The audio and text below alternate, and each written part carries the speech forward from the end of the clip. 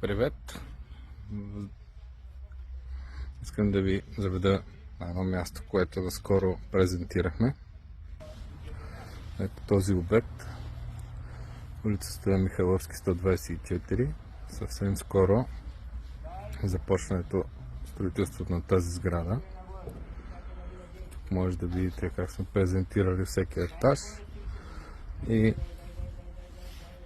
основното, което искам да кажа е, че към този момент на етап от строителство продажбите са на вече над 85%.